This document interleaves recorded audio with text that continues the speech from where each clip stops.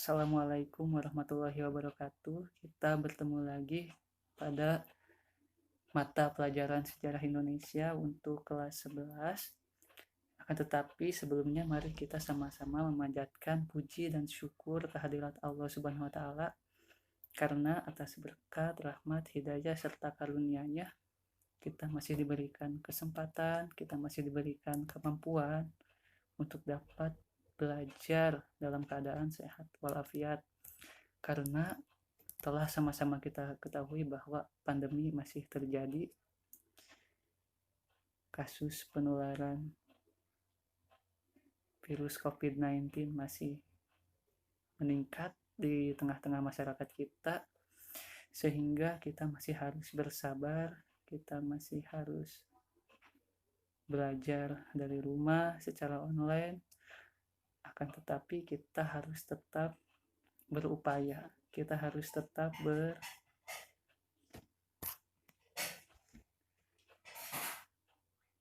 berikhtiar untuk melaksanakan proses pembelajaran dengan baik dan berbagai tujuan pembelajaran kita dapat tercapai.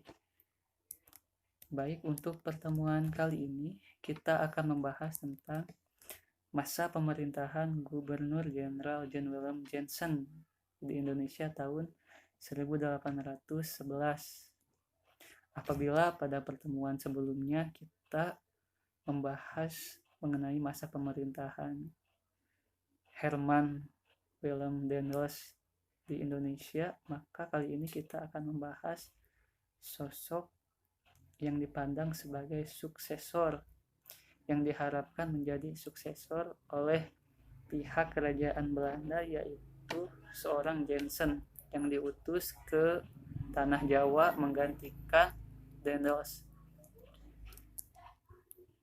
Seperti biasa, saya akan memperkenalkan kompetensi inti atau KI dan kompetensi dasar untuk pertemuan kali ini. Dapat kalian baca dan lihat di sebelah sini ya, di layar kalian masing-masing. Untuk tujuan pembelajaran, di sini terdapat beberapa poin tujuan pembelajaran yang harus kalian kuasai setelah proses pembelajaran ini selesai. Dimana yang pertama, diharapkan kalian itu dapat mendeskripsikan latar belakang pemerintahan John William Johnson di Indonesia. Kemudian yang kedua, diharapkan juga kalian itu mampu mengidentifikasi faktor-faktor penyebab jatuhnya kekuasaan Johnson ke tangan Inggris. Kemudian yang ketiga, kalian harus dapat menjelaskan kronologi bagaimana berakhirnya pemerintahan Johnson di Indonesia. Kemudian yang terakhir, kalian harus dapat menguraikan isi perjanjian dari kapitulasi Tuntang. Baik, kita masuk ke subtopik yang pertama. Di sini ada latar belakang pemerintahan John William Johnson di Indonesia. Ada beberapa hal di sini yang menyebabkan Johnson diangkat sebagai gubernur jenderal di Indonesia. Yang pertama, yaitu dengan dipulangkannya seorang Herman Willem Daniels ke Belanda. Ini alasan yang paling utama kenapa Johnson bisa memerintah di Indonesia. Herman Willem Daniels dipulangkan ke Belanda dikarenakan beberapa hal, terutama dia itu mendapatkan banyak kritik dan masukan dari pihak kerajaan Belanda.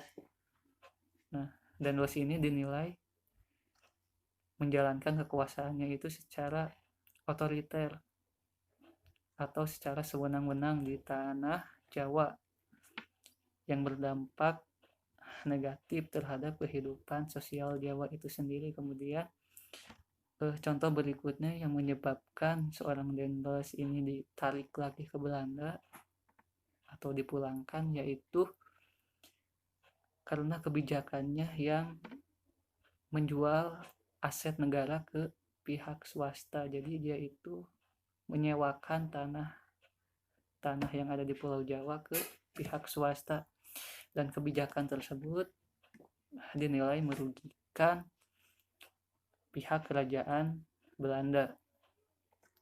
Kemudian seorang Jan Willem Jansen ditunjuk sebagai penerus dari Den Les di tanah Jawa itu karena dinilai dia itu seorang politikus. Artinya kemampuannya, latar belakangnya sebagai seorang politikus diharapkan dia mampu mengelola, mampu menata kehidupan pemerintahan yang lebih baik, lebih tertib setelah tanah Jawa ditinggalkan oleh Den Les. Kemudian yang ketiga, bahwa seorang Jansen ini juga pernah menjabat sebagai Gubernur Jenderal di Tanjung Harapan, jadi memiliki pengalaman sebelumnya menjadi seorang Gubernur Jenderal juga di Afrika Selatan. Diharapkan dengan pengalaman ini dapat memberikan transformasi, dapat memberikan pengaruh yang lebih baik di tanah Jawa. Kemudian yang terakhir di sini ada memperbaiki keadaan tanah Jawa yang ditinggalkan Den Les. Perlu kalian ketahui bahwasanya terdapat dua tugas utama seorang Jansen ini diangkat sebagai Gubernur Jenderal atau sebagai pengganti dari Den Les, yaitu tugas yang pertama yaitu adalah untuk mempertahankan tanah Jawa dari serangan Inggris. Jadi untuk mempertahankan kekuasaan Belanda di Nusantara, terutama di Pulau Jawa. Kemudian yang kedua, tugas utamanya itu adalah untuk memperbaiki keadaan kehidupan sosial di Pulau Jawa yang telah diwariskan oleh seorang Den Les. Nah, itu mengenai latar belakang pemerintahan Jan Willem Jansen di Indonesia. Selanjutnya kita masuk ke materi faktor-faktor apa saja sih penyebab jatuhnya kekuasaan Jansen ke tangan Inggris. Di sini terdapat dua faktor utama yang menyebabkan kekuasaan Jansen ini jatuh ke tangan Inggris. Yang pertama, perlu kita ketahui bahwa pada saat itu beberapa wilayah Hindia Belanda sudah jatuh terlebih dahulu ke tangan Inggris. Jadi beberapa wilayah Hindia Belanda sudah dikuasai oleh Inggris pada saat Jansen ini pertama kali tiba di tanah Jawa. Itu yang menyebabkan Jansen sulit untuk mempertahankan tanah Jawa atau untuk memperkuat kekuasaannya di Hindia Belanda. Kemudian yang kedua yaitu faktor utama penyebab jatuhnya kekuasaan Jansen ke tangan Inggris yaitu kekuatan armada militer yang tidak berimbang. Jadi Inggris ini memiliki kekuatan militer yang sangat kuat, yang sangat dahsyat, yang tidak mampu diimbangi oleh pihak Belanda atau di sini oleh kondisi kemiliteran dari seorang Jansen. Itu untuk faktor-faktor penyebab jatuhnya kekuasaan Jansen ke tangan Inggris. Kemudian kita masuk ke materi yang berikutnya yaitu bagaimana kronologis berakhirnya masa pemerintahan Jan Willem Jansen di Indonesia pada tahun 1811. Nah, ini diawali oleh diutusnya Stafford Raffles ke tanah Jawa. Perlu kita ketahui bahwa Inggris itu memiliki kekuasaan yang besar, pengaruh yang besar di India. Mereka itu dikuasai atau dipimpin oleh seorang Lord Minto. Ketika Lord Minto meminta Thomas Stamford Raffles untuk menguasai Jawa, maka berangkatlah Raffles itu ke tanah Jawa. Nah, dia tiba di Batavia tepatnya pada tanggal 4 Agustus 1811 dengan membawa armada militer yang sangat besar. Tidak tanggung-tanggung 60 kapal perang oleh Raffles dibawa ke Batavia. Dengan armada yang begitu besarnya, maka tidak lama beberapa minggu kemudian, tepatnya pada tanggal 26 Agustus 1811, Batavia dapat dikuasai oleh pihak Inggris di bawah pimpinan dari Thomas Stamford Raffles. Kemudian seorang Jensen ini tidak tinggal diam, dia mencoba menghimpun kekuatan dengan bekerja sama dengan berbagai kerajaan-kerajaan yang masih memiliki pengaruh di tanah Jawa.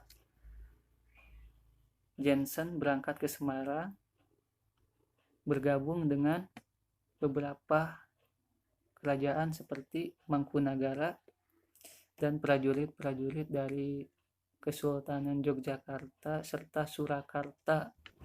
Namun pasukan Inggris ini tetap memiliki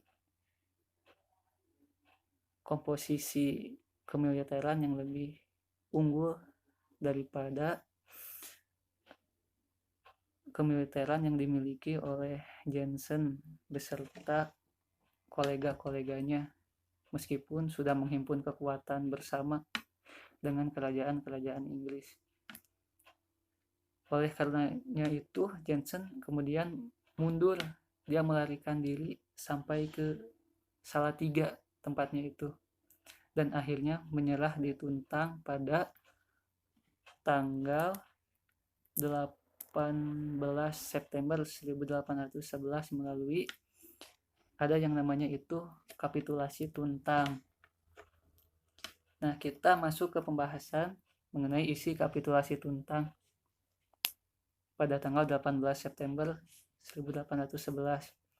Ini menandai berakhirnya kekuasaan Jensen di Hindia Belanda atau di Pulau Jawa dan menyerahkan kekuasaannya ke tangan seorang Thomas Stamford Raffles dari kerajaan Inggris.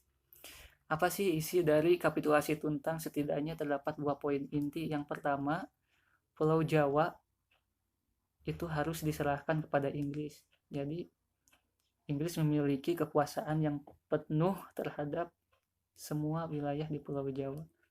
Dan yang kedua, semua tentara Belanda menjadi tawanan Inggris. Nah, itu adalah 2 inti isi dari kapitulasi Tuntang.